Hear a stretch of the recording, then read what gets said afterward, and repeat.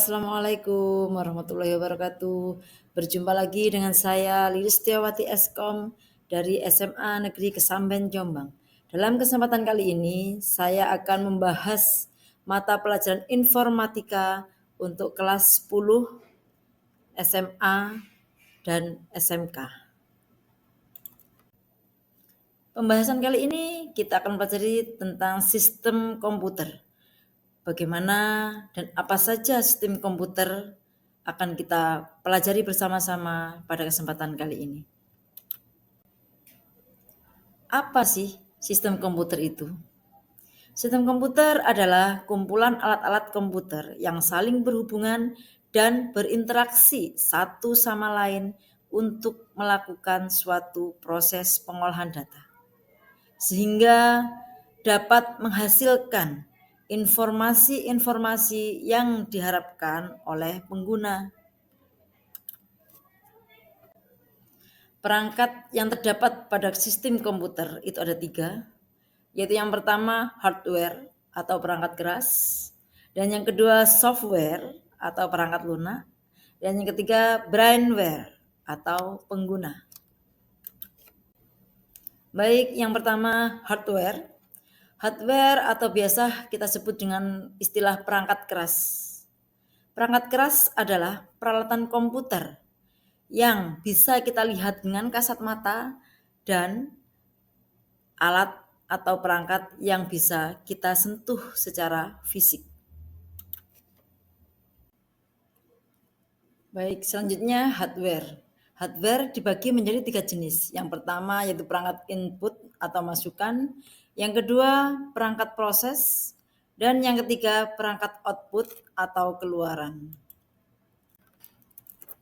Perangkat input atau masukan merupakan perangkat keras yang digunakan untuk memasukkan data kepada komputer, seperti contohnya mouse, keyboard, scanner, mikrofon, dan lain-lain. Oke, kita bahas satu persatu. Mouse. Mouse adalah perangkat input yang digunakan untuk menggerakkan kursor di layar monitor. Mouse di sini ada bermacam-macam tipe. Yang pertama yaitu mouse yang menggunakan kabel data, dan yang kedua adalah mouse yang tanpa kabel seperti gambar di contoh. Selanjutnya keyboard. Keyboard atau papan ketik adalah perangkat input yang digunakan untuk memasukkan data ke dalam komputer. Mikrofon. Mikrofon adalah alat yang berguna untuk membuat suara yang berintensitas rendah menjadi keras. Scanner. Scanner adalah perangkat input yang berfungsi untuk memindai data dan menyimpannya ke dalam bentuk digital. Selanjutnya kita masuk ke perangkat yang kedua, yaitu perangkat proses.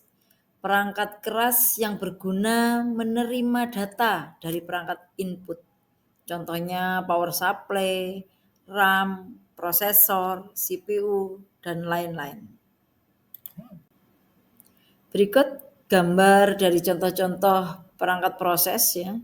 Ini gambarnya CPU, ada gambarnya RAM, ada gambarnya prosesor, ada gambarnya power supply. Harapan saya kalian lebih bisa membayangkan dan lebih jelas dengan melihat gambar-gambar contoh tersebut. Selanjutnya perangkat output atau keluaran. Perangkat keras yang digunakan untuk menampilkan hasil dari data yang telah diolah oleh komputer. Contohnya layar monitor, printer, proyektor, dan lain sebagainya.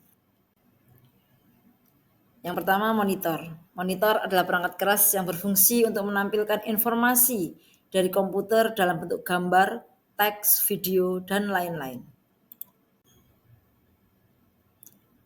Printer. Printer adalah perangkat keras keluaran yaitu untuk mencetak file. Fungsi printer yang utama yaitu menyajikan tulisan atau gambar ke media datar seperti kertas dalam berbagai ukuran. Selanjutnya proyektor. Proyektor bekerja dengan mengintegrasikan sumber cahaya dan display dengan tujuan memproyeksikan. Oke, kalau tadi sudah kita bahas yaitu hardware atau perangkat keras, selanjutnya yaitu software. Software atau bisa kita sebut dengan istilah perangkat lunak. Apa sih software itu? Software adalah program komputer yang berfungsi untuk menjalankan sistem komputer dan menjembatani antara pengguna dengan perangkat keras yang digunakan.